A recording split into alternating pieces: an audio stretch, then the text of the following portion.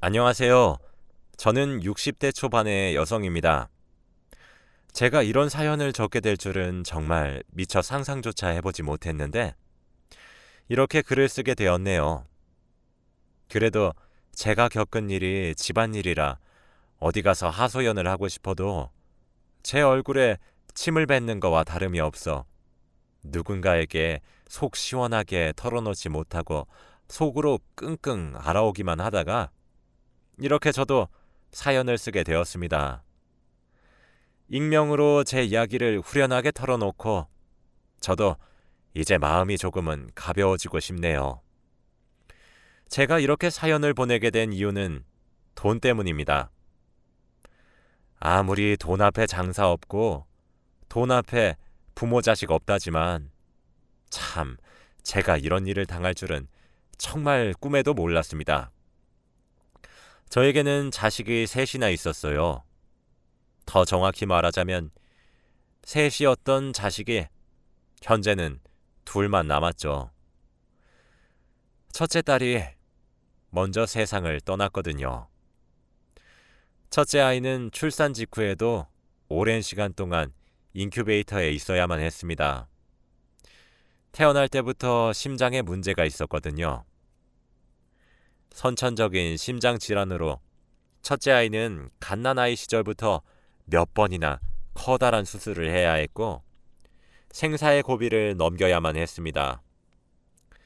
그래도 저희 친정과 시댁 둘 다 집안이 부유한 편에 속하고 남편 또한 사업을 했기 때문에 경제적인 부분에선 문제가 없다는 사실 하나는 다행이었죠.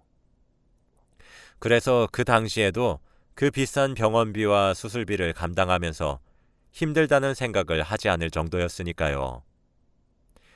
아이가 선천적으로 약하게 태어났어도 시댁과 친정 모두 절 탓하지 않으셨고 오히려 간호만 하는 저를 안타깝게 여기셨습니다.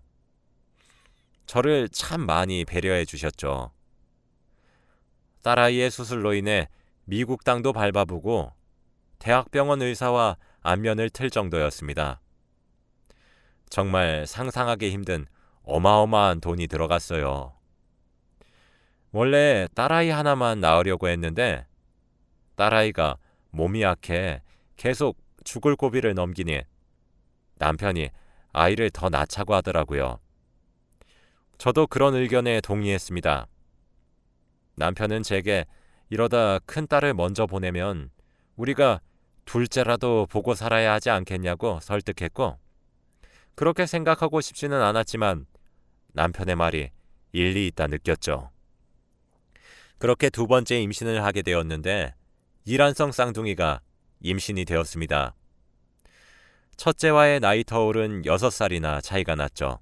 외동딸과 외동아들이 낳은 아이가 태어나고 난 이후 계속 병원에서만 지내고 있었는데 그 사이 태어난 이 쌍둥이 아기들은 양가의 행복이 되는 것은 당연했습니다. 아들과 딸로 성별도 달랐기에 양가에서 무척이나 좋아했거든요.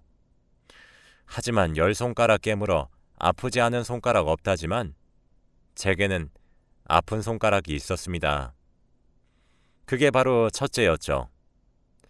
첫 아이여서 더욱 그랬고 몸이 약해 더더욱 마음이 갔습니다. 첫째와 달리 쌍둥이들은 아픈 곳 하나 없이 건강하게 태어나서 정말 다행이었어요.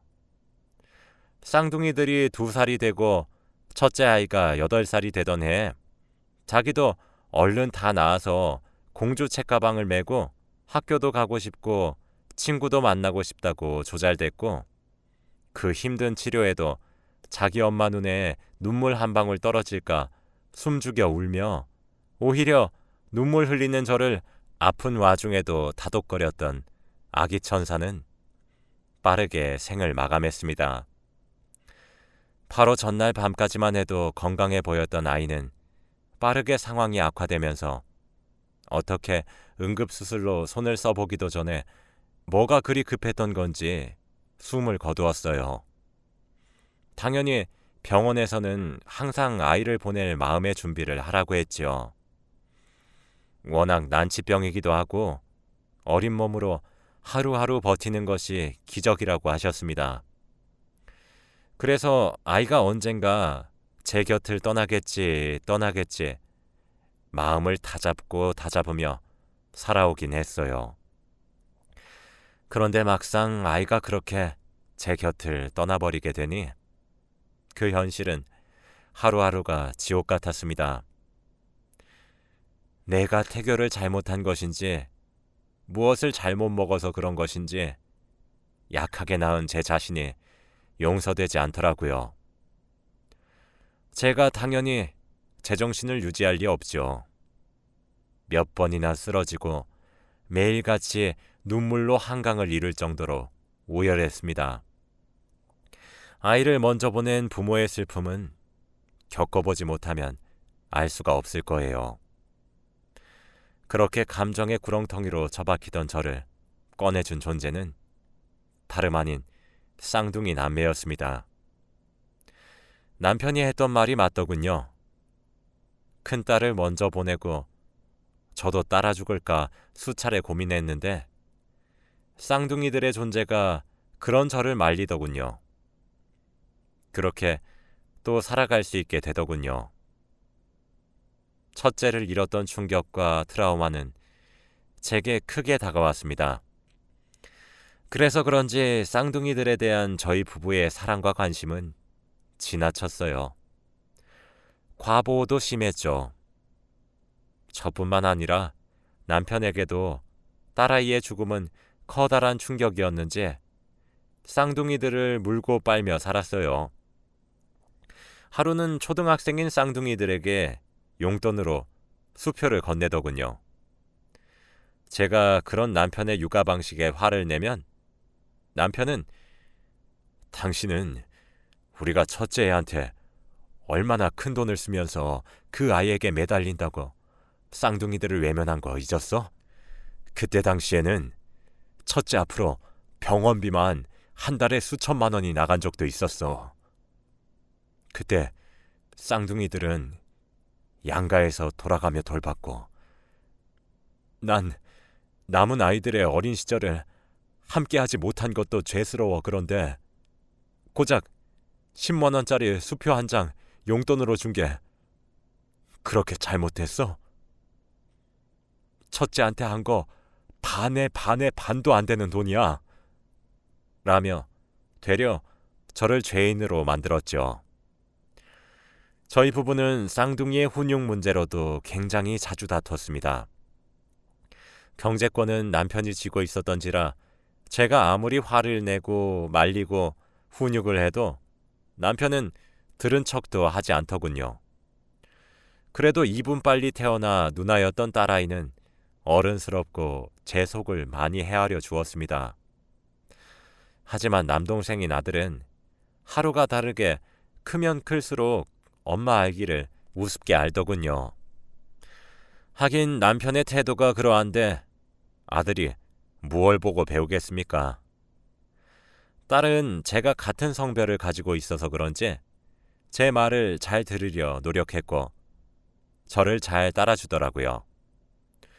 저도 그런 딸에게 더 정이 간 것 또한 사실입니다. 저도 엄마이기 전에 한 사람이니까요. 딸아이는 그래서 그런지 아들보다 공부도 훨씬 잘했고 제 속을 한번 썩이거나 그러지 않았습니다. 반면 아들은 사춘기가 크게 온 것인지 매일 밖에 나다니면서 학교에서 사고치고 제가 불려다니기 일쑤였죠.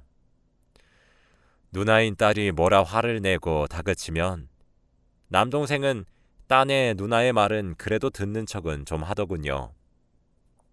저는 철저히 엄마로서의 권위를 아들에겐 잃었지만요. 아들은 본인이 아빠의 사업을 이어받겠다 큰 소리만 칠 줄 알지 사실 할 줄 아는 게 아무것도 없었어요. 누나인 딸아이가 명문여고에 입학해 명문대에 입학을 하는 순간까지도 아들은 실업계에 입학을 해 비행하기 일쑤였죠. 그런 환경에서 제가 아들을 다시 바른 길로 인도하기 위해 훈육을 하기엔 권위가 없었습니다. 남편도 아들이 점점 성년이 되어가자 문제점을 느끼기 시작했고 결국 유학을 보냈어요. 하지만 유학을 보낸 미국에서도 술을 마시며 방탕히 삶을 살기만 할 뿐 학교에서 오히려 제적까지 당하더군요. 남편은 그런 아들을 한국에 불러내 억지로 군대에 들여보냈습니다. 그쯤 되니 그나마 듣는 척은 했었던 남편의 훈육도 통하지 않았죠. 남편은 그제서야 아들에 관해 제게 상의를 하려 했지만 저도 마음이 많이 상한 뒤였고 아들이 갱생하기도 늦은 시점이었습니다.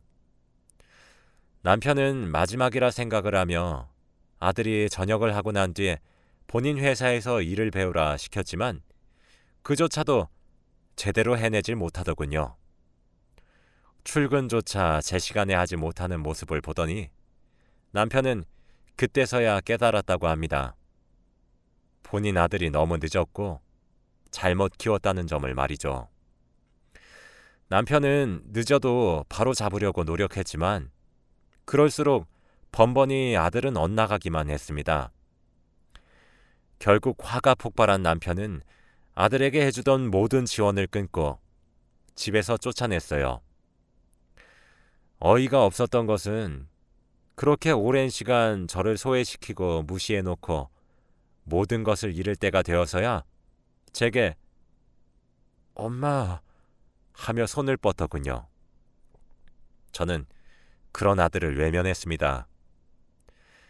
제가 한 행동이 엄마로서 지탄받아야 할 행동이라고 하신다면 저도 할 말은 딱히 없어요.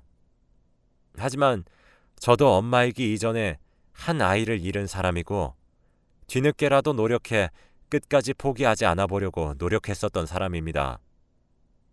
그리고 저도 감정을 느껴요. 남편과 아들의 숱한 무시 속에서 저는 우울증이 찾아왔고 불면증에 10수년이 넘는 세월 동안 시달렸습니다. 그런 제가 삶을 포기하지 않았던 이유는 딱 하나, 제 남은 딸아이 덕분이었어요. 딸아이 하나만큼은 제 말에 귀 기울여 들어주었거든요. 당시 딸도 어렸던 나이였는데 제게 힘이 돼주었죠. 남편은 그래도 아들에게 물려주려 했었던 회사를 딸에게 물려주겠다 선언을 했고 딸아이도 이를 받아들였습니다. 딸아이가 그러더군요. 열심히 살아오고 일궈낸 회사를 저런 기본도 안 된 애가 물려받아 말아먹을 뻔했다고 말입니다. 사실 제 눈에도 딸아이가 더 적합했어요. 명문대에 유학 스펙까지 수재로 불렸던 아이이기도 하고 매사가 성실하고 꼼꼼하며 마음도 따뜻한 아이니 회사에 가서도 일도 잘하고 아랫사람도 잘 살피겠다 싶었죠. 그런데 이 일이 아들에게 커다란 분노를 느끼게 했고 아들은 해서는 안 될 짓을 했습니다. 하루는 집에 혼자 차를 한 잔 마시면서 책을 읽고 있는데 전화가 한 통 걸려왔어요. 그건 병원에서 온 전화였고 응급실이었습니다. 다급하게 병원으로 뛰어갔어요. 남편과 딸아이 둘 다 크게 다쳤고 교통사고였다고 하더군요. 사고 원인은 브레이크 고장이었고 차 속도가 줄어들지 않아 그만 사고가 났다고 합니다. 생각보다 큰 수술에 시댁과 친정에서도 모두 병원으로 한 걸음에 달려왔고 아들도 병원으로 왔죠. 저는 첫째 아이가 하늘로 갔었던 날과 기억이 겹쳐지면서 제정신을 차릴 수가 없더군요. 악몽과도 같은 시간이었죠. 10년 같은 10시간의 대수술 끝에 남편과 딸아이는 다행스럽게도 목숨을 건질 수가 있었습니다. 그러나 의식은 돌아오지 않았죠. 의사 선생님의 말에 따르자면 이틀 내로 의식이 돌아올 것 같으니 마음을 놓으란 이야기뿐이었습니다. 집에도 들어가지 않고 남편과 딸아이의 곁을 꼬박 지켰어요. 하나 있는 아들은 자신의 누나와 아빠가 큰 사고를 겪었다는데도 병원에 얼굴 몇 번 비추고는 말았습니다. 의사 선생님의 말대로 남편과 딸아이는 정신을 차렸어요. 그런데 이상한 소리를 하더군요. 회사로 출근했을 때 멀쩡했던 브레이크가 갑자기 말을 듣지 않았다고 합니다. 보험 처리에 필요하니 저는 남편에게 자동차의 수리를 권유했습니다. 그런데 두 사람이 일어났다는 소식에 병원에 온 아들이 남편을 말리더군요. 똥차여서 사고가 난 것이니 차를 바꾸고 그 차는 폐차나 시키라며 성이란 성은 다 내면서 말이에요. 남편은 말도 들어먹지 않던 아들이 그런 소리를 하니 고맙다면서 감동이나 받고 앉아있는 꼴이 기가 차서, 그래서 제가 따로 남편과 딸아이 몰래 조사를 의뢰했습니다. 자동차의 블랙박스부터 남편 회사 주차장에 CCTV까지 싹 다요. 그리고 전 충격적인 진실을 알게 되었죠. 그 사고는 절대 사고로 일어난 일이 아니었습니다. 누군가에 의해 조작된 브레이크가 제 기능을 하지 못하게 된 것이었고, 그로 인해 아침 출근길까지 문제없던 차량이 사고를 일으키게 된 거였죠. 그리고 브레이크에 손을 댄 인물은 바로 제 아들이었습니다. 그 사실을 알게 되었을 때 저는 정말 믿기지가 않았어요. 아무리 양아치처럼 자랐고 엄마 알기를 우습게 알아도 최소한의 도리는 지키며 살 줄 알았습니다. 자신과 함께 나온 누나와 그렇게 사랑을 해주었던 아버지를 사고로 위장할 줄도 몰랐어요. 전 그 증거들을 따로 잘 보관하고 복사를 해 아들과 따로 만나 눈앞에서 그것들을 보여주었습니다. 그런데 제 아들이 한 행동이 뭔지 아시나요? 전 자신이 미쳤다고, 정말 잘못했다고 눈물이라도 흘리며 빌 줄 알았습니다. 그래도 내 배 아파 낳은 자식이라 잘못했다고 빌면 이 사실을 숨겨야 하는 게 맞는 건가 아닌 건가 하며 정말 어리석은 고민도 했었고요. 그런데 아들은 자료들을 그 자리에서 갈기갈기 찍고 영상을 삭제하며 그 잔해 모두를 자기 가방에 쑤셔 넣더군요. 너 이게 무슨 짓이니? 너 정말 무슨 생각으로 그런 짓을 벌였던 거야? 그거 도로 다시 내놓지 못하겠니? 라는 제 말에 당신 아니었음. 아버지 회사, 내 회사가 되었을 텐데. 라고 하더군요.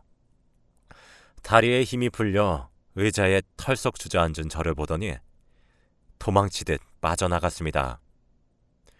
제가 내놓으라고 난리를 쳐서 그런지 그것들이 복사본이란 사실은 꿈에도 모르는 듯 했어요. 늘상 무시하던 엄마였으니 당연히 바보 멍청이처럼 원본을 들이밀었구나 속편한 착각을 하더군요. 어쩌다 제 아들이 절이 되었는지 정말 슬펐습니다. 전 벌떡 일어나 원본을 들고 남편과 딸이 입원해 있는 병원으로 찾아갔습니다. 남편의 사업의 규모가 엄청나게 큰 것은 아니나 중소기업이라 병원에 입원한 상태에서도 바이어들과 연락을 하고 있더군요. 새하얗게 질린 제 얼굴을 본 딸은 무슨 일이냐며 저를 다그쳤습니다. 남편도 그런 제 상태가 심상치 않아 보였는지 병실에 있는 사람들도 다 내보내더군요. 사람들이 나가자 저는 긴장이 풀려 털썩 주저앉았어요. 그런 제 모습에 남편과 딸은 놀라 성치도 않은 몸으로 제게 다가왔어요. 그리고 그때부터 제 입은 진실만을 말하기 시작했습니다. 남편과 딸은 입을 떡하니 벌리며 믿지 못했죠. 하긴 어느 가족이 자신들을 죽이려 들겠습니까? 보험금과 회사를 노리고 말이에요. 남편과 딸은 제가 들고 온 증거를 보더니 분노를 감추지 못했습니다. 남편은 아무것도 모르는 척 아들을 불러들였고 눈앞에 모든 증거를 던지면서 네가 그러고도 자식이고 인간이냐며 분노를 감추지 못했죠. 아들은 모든 것이 제 탓이라며 저를 죽일 듯이 노려보더군요. 우린 그 자리에서 경찰을 불렀고 존속살인 미수 혐의로 법의 심판을 받게 했습니다. 남편도 그쯤 되니 아들에게 모든 정이 떨어진 모양이더라고요. 결국 법은 저희 가족의 편을 들어주었고 아들은 그렇게 징역을 살게 되었죠. 죄질이 매우 악하기 때문이란 결과가 나왔습니다. 남편은 그 이후 제게 진실된 사과를 했습니다. 늦어서 미안하다고 말이에요. 제가 헌신해 키운 딸아이는 저렇게 잘 자라주었는데 아들이 저렇게 된 것은 모두 자신의 탓이라며 이제껏 소외시키고 무시해서 너무 미안하다며 사과를 하더군요. 어쩌겠습니까? 미우나 고우나 제 남편인 것을요. 저는 그 사과를 받아들였습니다. 사실 남편은 그 이후 아들을 호적에서 파내려고 사방팔방으로 알아보았으나 친생자의 부모인 이상 호적에 파낼 수도 없더라고요. 딸아이 또한 커다란 충격을 받게 된 것인지 자신은 이제 외동딸로 알고 살겠다며 자신에겐 죽은 언니 하나만 가족이라 못을 박았습니다. 그렇게 우리 가족의 형태는 또 바뀌게 되었어요. 남편과 딸은 아들과의 연을 끊기로 결정했고 아들은 감옥에 수감되어 자신이 지은 죄에 대한 죄값을 치르고 있습니다. 사실 저로서는 모든 것이 안타까워요. 남편과 딸은 그러지 말라 저를 말리고 화를 냈지만 저는 주기적으로 아들의 면회를 가고 있습니다. 지금이라도 바로잡을 수 있다면 늦지 않았다 생각하고 있거든요. 아들이 죄를 뉘우치고 새 삶을 살겠다는 의지를 보이기만 한다면 저도 옆에서 도와주고 싶어서 말입니다. 제가 좀 더 쌍둥이들에게 충실했다면 결과가 달라졌을 거고 첫째의 목을 덜 매달고 살았다면 남편에게 신뢰를 얻을 수 있었을까요? 시간을 돌릴 수 있다면 참 돌리고 싶은 마음이 굴뚝과도 같습니다. 지금 아들은 징역을 살게 된 지 2년이 흘렀어요. 다행히 아들은 죄를 뉘우치는 듯 보입니다. 남편과 딸아이는 여전히 싸늘한 반응이지만 제 강경한 반응에 모르는 척하며 넘기려 애쓰고 있는 것 같아 고맙기도 하며 마음도 무겁습니다. 아들이 저번에 제게 그러더군요. 자신을 왜 안아주지 못했냐고 말이에요. 그 말을 하며 눈물을 흘리는 아들을 보니 오히려 아들이 저를 소외시킨 것이 아니라 제 생각에 스스로가 사로잡혀 딸아이만 이뻐했던 것은 아닌지 되돌아보게 되었습니다. 아들은 남편과 딸아이에게도 진심으로 사죄하며 연락을 하기 위해 노력 중이고 뒤늦은 엄마 노릇에 마음을 열어가는 중인 것처럼 보여요.